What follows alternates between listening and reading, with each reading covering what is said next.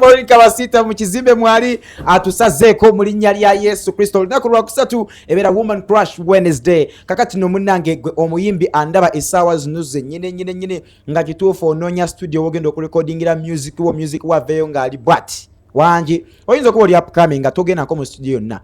Oyinza okuba nga oli already muyimbi ng'ekintu zo kikwasaganya oludde ng'okikwasaganya naye ng'ogamba nedda this time round nitaaga okukyusaamu ku bani abalina ekyakabi bani abakola ekyakabi. Aba Records ye studio gye tukuzigira wano ku KTV genda okole music n'aba Aba Records ate bakola mixing and mastering so oluyimba lwo oba walukola ne lutatambula bulunnyo genda balumastering bulungi ekintu balabike nga bakiteeka ku level endala audio watuke nga bwe bamuteeka ku Kingdom FM ng'ali bwati bw'omutwala ku TVs endala ng'ali bwati so genda okole n'aba Aba Records ate osobola okubanonyako ku mikulu gyonna emigatta abantu ku TikTok kwebali ku Facebook ku Instagram Aba Records wali ekawempe Tula Road ojja kulabikanga obafuna. Then kakati ate munnange ekyensisinkano kyo gumite kino nkiddamu ensisinkano gumite ng'ennaku z'omwezi 2 omwezi ogujja wano ku Christian Focus Center wekigenda okutokotera nga si kisaanikire jangu ofuna omukisa okubeerako n'aba presenters b'enjawulo aba TV n'aba radio ofune akadde akasuufu but before even the ensisinkano twabasuubiza tugenda kutalaga ebitundu by'eggwanga eby'enjawulo tugenda kujja abeeruweero tujja bannange twakonyedda kodi luweero tujja abeekayunga tujja abejjinja tujja menye wandekewa wonna olabira Kingdom Media ng'eranze nti mu kisawe ky'ejjini tugenda okubeera munnange odduka zambwa olabike nga ojjomanyi Kingdom Media biki byerina tulinamu akanyomero kageegenya nti singa ogeegenya omuntu yena yena gwe gw'owuliramu emirembe nga bw'omugegenya owulira nti yes omumazeeyo ebirabo ogenda kukwasako emikono ebiri. Shan Country Resort Hotel esangibwa kiggwe kitiko erimu abayagoteeka emikolo gy'embaga birthdays engagement parties proposals mukolo ki gw'olina gubakwasa ba Shan Country Resort Hotel balina garden zaabwe enjoy tenga zibulungi balina empereza bwe ya hotel balina mu gym town and of course steam bath bano no basangibwa kiggwe kitiko kilomita M n'ekitundu nga ovudde ku Entebbe ogenda bakubira ku 0752943752 gwe ayagala kubeera nga te omanya ebisingawo. Abalangira baffe ab'omwaka guno ba Homes Talent Cruise era nga tukutegeeza gwe omuzadde nti abaana batwale mu masomero gaabwe ag'enjawulo basomesebwe babeere nga bakula bulungi nnyini ddala ng'ekya education bakikwasako bulungi naye nga te ne skills ziri ate ze babeera nazo tangible skills nti wava mu ssomero wasobola otutunga wasobola okukola kino ebyamangu bisobola okubeera nga tebimuleetera ssente. Balina essomero ekyebando mu Ebisa Zone balina ekamwokya ku Mawanda Road balina ne Gayaza ku luguudo Olwebyo. Kwagala okumanya ebisingawo ogenda bakuyira ku 0414532567 nga tebakujjukiza nti with Homes Talent Schools education has no money value. Okay, Woman Crush Wednesday yolunaku olwaleero Maureen Kabasiita tumulina bwe namuposinze ku status yange omwana omu yaŋŋambye lindako Maureen Kabasiita yalokoka ne mugamba ekikigwe bannange abantu bamanyi Maureen Kabasiita talokokanga nsooka weeyanjulire bannayuganda osooka oba nnyonnyola olugendo nga we lubadde just mu bumpimpi abamu munnange mulimu abagamba bannange Maureen Kabasiita yakyuka ddi olugendo lwa promotion lwe lukyabuzeemu okulabika nga abakkiriza bategeera nti ddala Maureen Kabasiita yakola atya yasenguka n'ava eri biri bitasooka obabuuzeeko then mubumpimpi bayiseemuko mu lugero.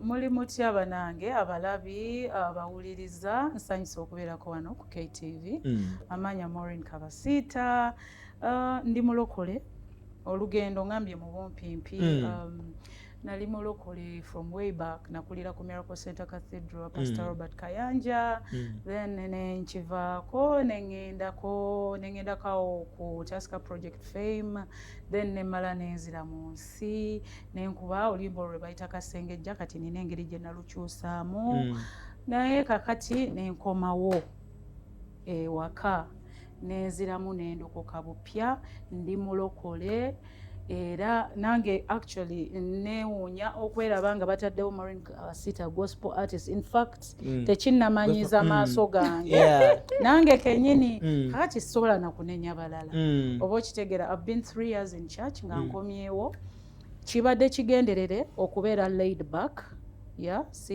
because I've been in this promotion business simanya biki I've been there done that. This time round nali nina kyenkyayagala to achieve nga njagala kusooka kubeera grounded mu Kristo mu buweereza munze nganze kubanga waliwo lessons ze nali njize nga njagala kusooka kukakkana then ndyoke nveeyo kubanga tewali kye sisobola when it comes to music. Yeah.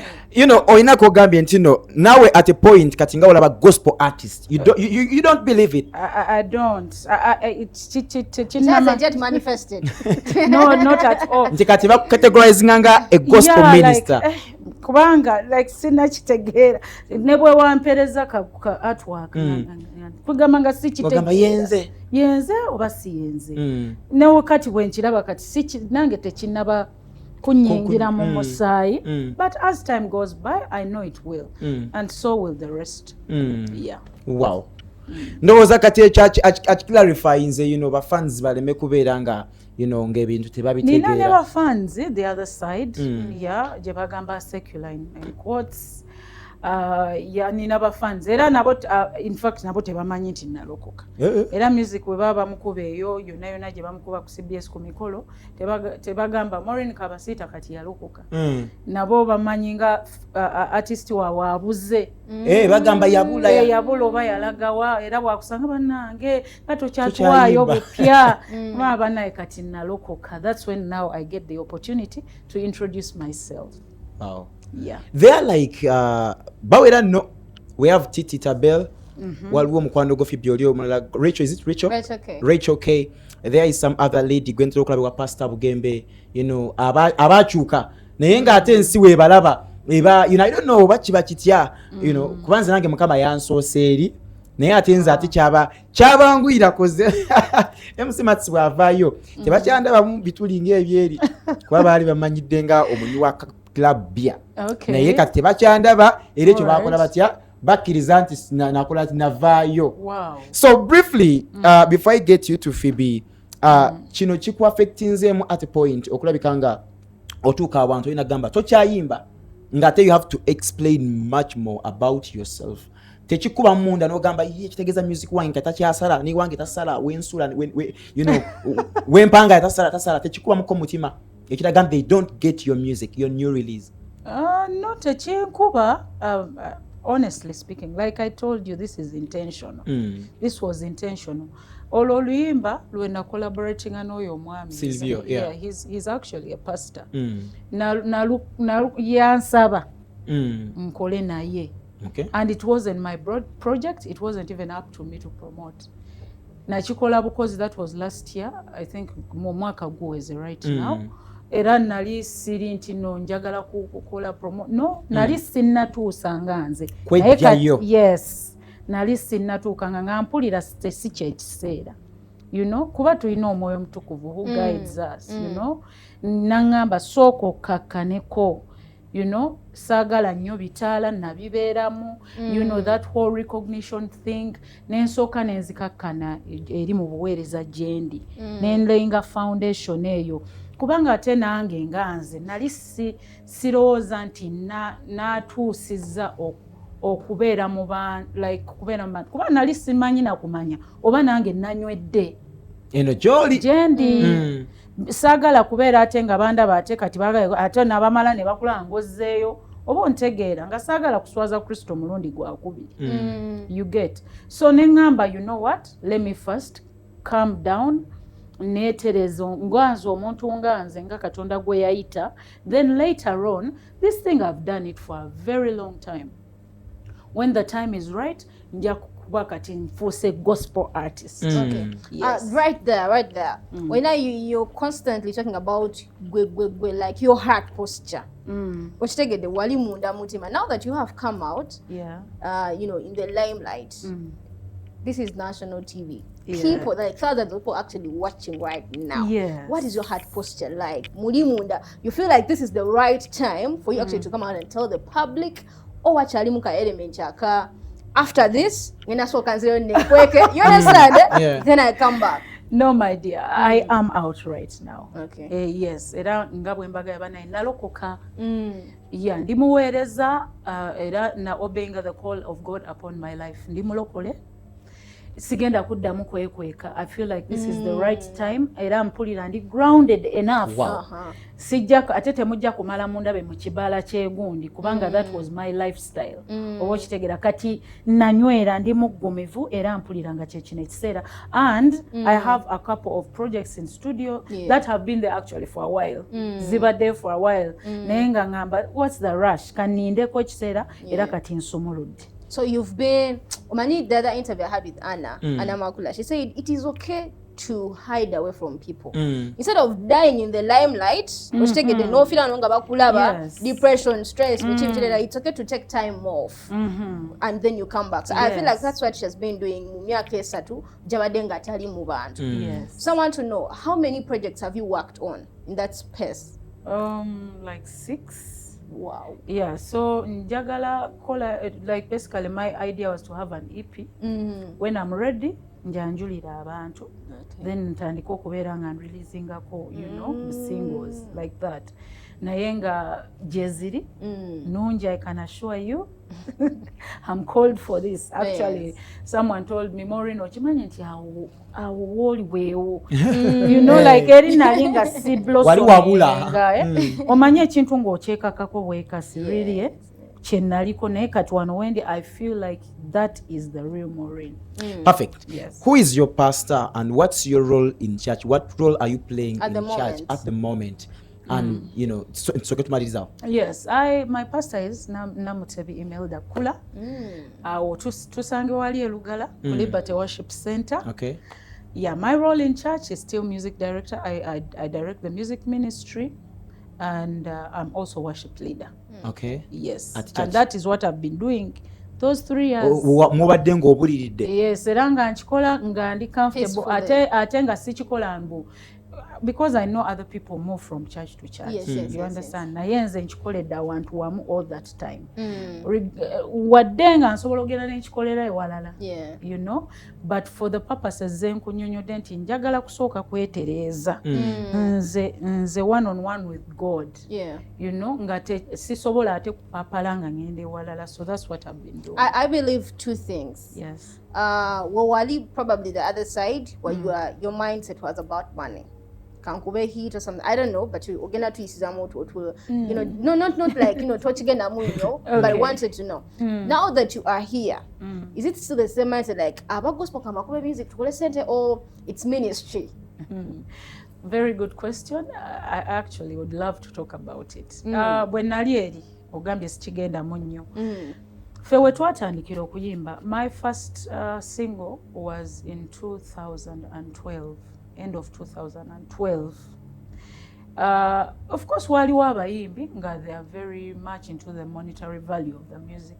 But even those artists back then, they are ekintu ekyali single bavuga. It was passion and talent. You get it? Yes. But as the industry grew, ebintu ne bitandika ovaamu ssente. Oba okitegera kati awo money found you as a shock. Yeah, you know. Kati nze even by the way bw'otunulira mu ba artist abaaliwo oba nze sinze omuntu eyalimbu nga nkola nnyo ne shows. Not really, you know, okujjako ng'enkuuka bintu bwe bityo naye shows eza music even back then tezaalingana nnyingi nnyo as such. So it was never about the money, honestly speaking.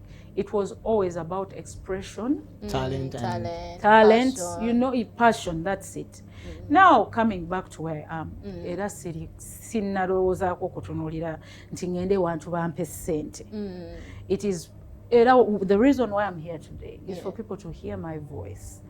And whatever God has put in that voice, you know, so that chine kye kibakolera oba kibakyusa oba kibeenenyesa oba it's not about the anything money impactful for the ministry. Yes, that's it.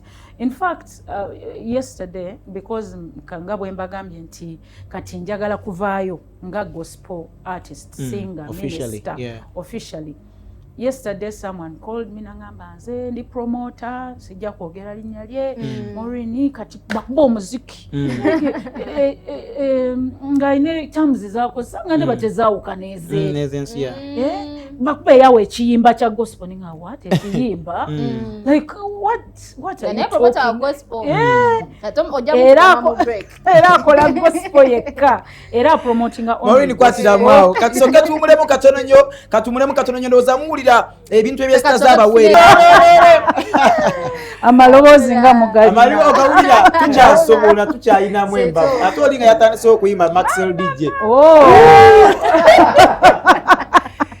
Maureen Kabasiita is still here, ladies and gentlemen. Omuzadde nga kituufu ddala onoonya essomero gy'ogenda okutwala omwana wo okuva mu kibiina ekya nursery, that is baby class oba daycare okutuuka ku primary 7. Essomero liririmu lyokka Kiwatule Parents Preparatory School, basangibwa wali eri Kiwatule ku Muvule ne ku Kitukutwe mu town nabo bayinawo ettabi ery'essomero. Munnange abasomesa bakugu nnyo nnyini ddala ate munnange bafa nnyo ku baana era ku ssomero bayina CCTV cameras. Omwana wo so abeera bulindaala buli kimu kiba kimontalingirwa ku CCTV cameras.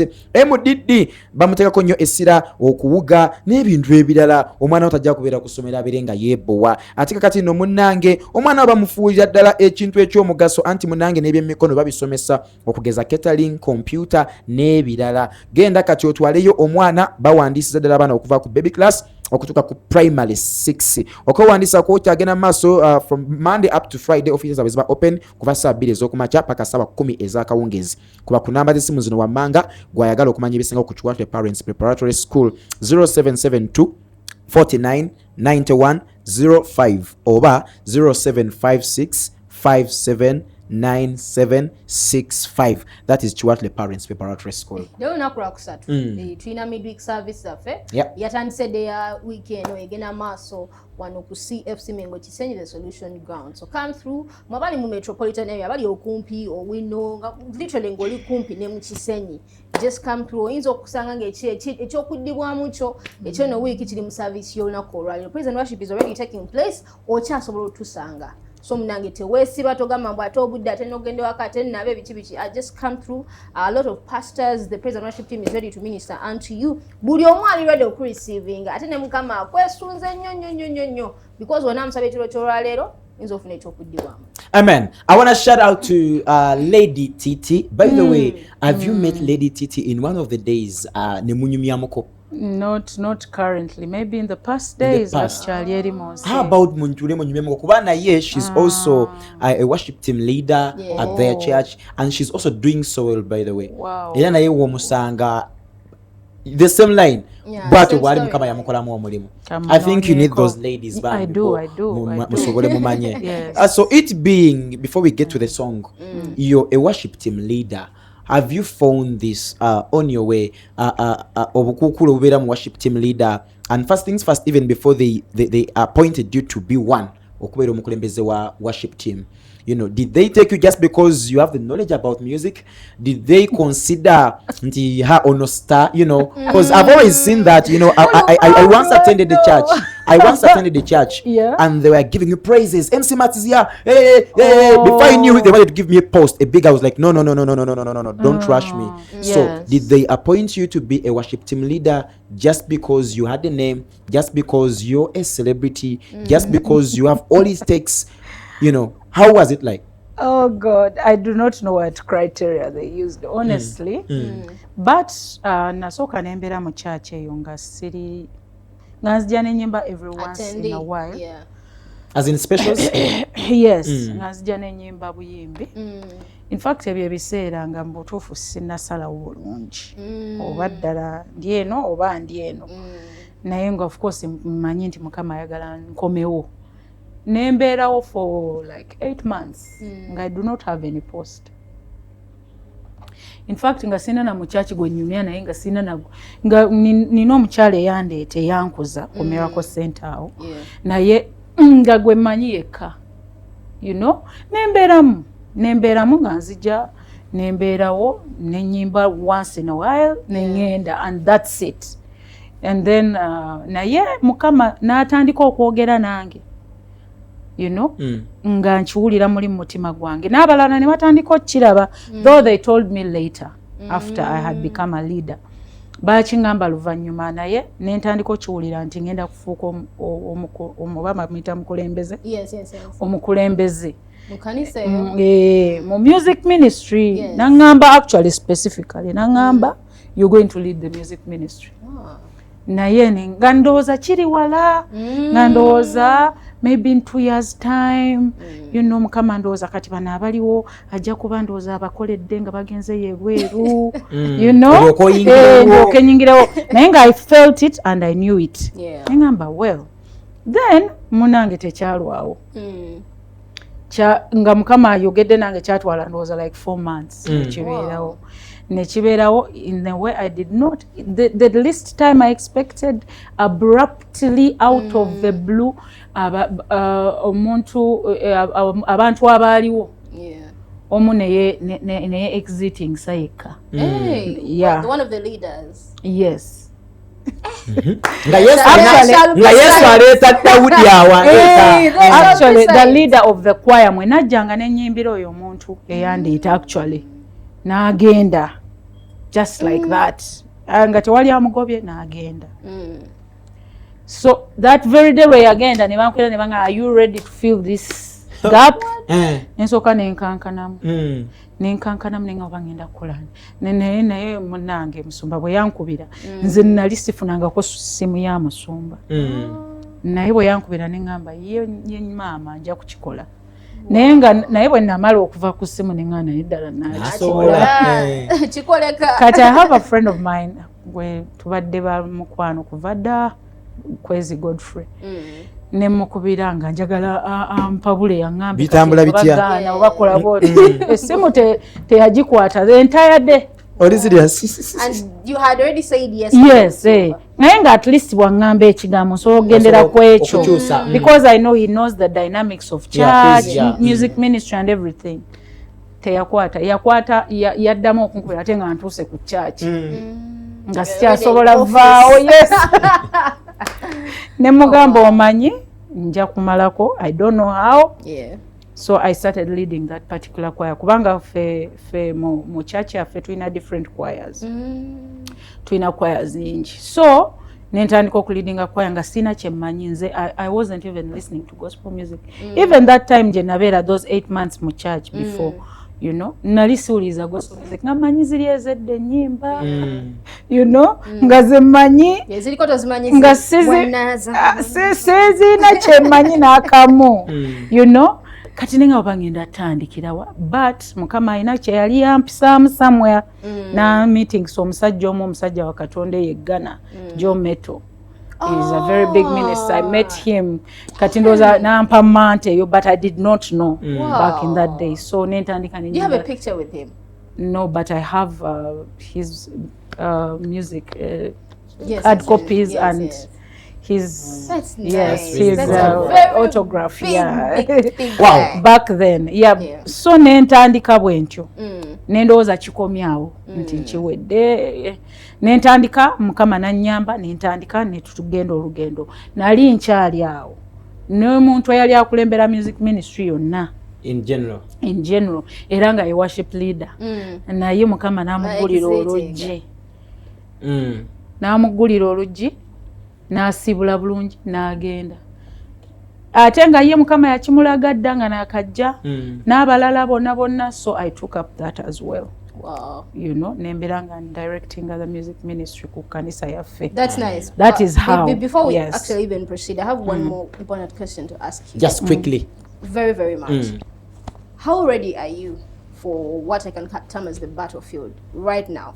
Because you know there's criticism that's going to come, and from both ends. Ojiraba, it's just like, no, but from both ends. Ali, we had a conversation about online and everything. I'm gonna take your video on platforms and I'll be like, no comments. You know, you freeze out the comment section. How ready are you for the battlefield? Because there's a lot that's coming. I don't freeze the comment section. I've been through this. And you know, I know how to handle.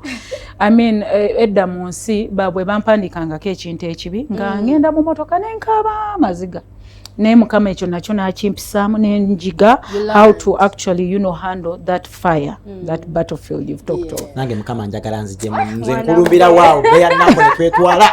njagala kinzijeko kati there is a time kuba tubeera ne crusades every month tubeera ne crusades tumalayo weeki namba tugenda eyo ne tubeera eyo mu byalo kati nali awo ne nkolayoko ka video ka one of my songs just nga ndi awo ku stage n'abadongo ne tukubamu awo n'ennyimba ne nkasuulayo ku TikTok. The first comments were brutal. You know, were brutal. Then even waliwo n'omuntu lumu yaŋŋamba mbu neemoolanga nga you know nga bwe beemoola wali mu video zesi negamba okay bwe mba neemoola kye nnamanyira maybe kinaagenda kivaamu. Yes. Kakati omulala n'agamba mbu engeri gye nnyimbamu mbu ninganga like ekigambo sisobola kukyogera oba okitegeera. Nengamba, but that's how I sing, you know, and also it depends on which song you're singing, you know. Let's premiere this song more. Briefly, just a small hint about this Wanzijayo song. Okay. Are you officially proclaiming, you know, kama ya kujaye, telling us a story just very brief? It's like we have been actually laying the background for this song. You know, kubanga buli kye twogeddeko kibadde kiraga ekyo nti kunzijayo era kyekyo owanzijayo. Yes, it's a proclamation, it's a declaration, it's a testimony, and everything you hear in the song is actually the real deal. I wrote the song myself. Nali ndi mu studio nga nkola ku nnyimba ndala ziri ze mbagambye Mukama nampa oluyimba olwo era lwe luno officially yanzijayo. Yes.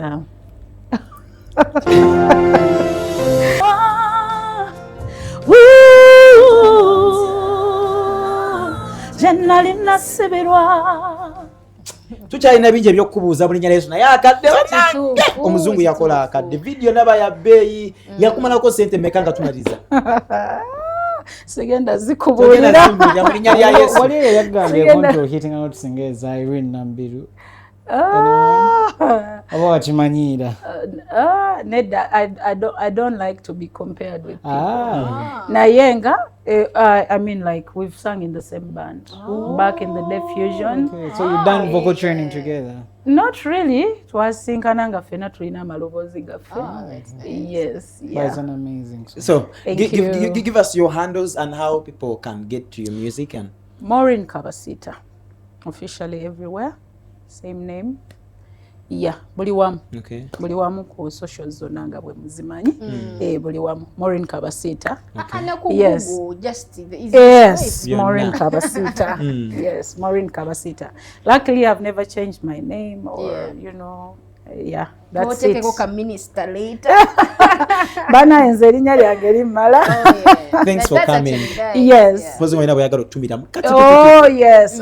Ntumira worship team, Liberty Worship Center, Rejoice Choir, Liberty Dancers. Mwena mbatumira. Mwebale kunjagala, mwebale kola wamu nange. Tumira omusumba wange Imelda Namutebi nkwagala nnyo and the entire pastoral team at Liberty Worship Center. Esther and my daughters, I love you so much. Amen. Bye.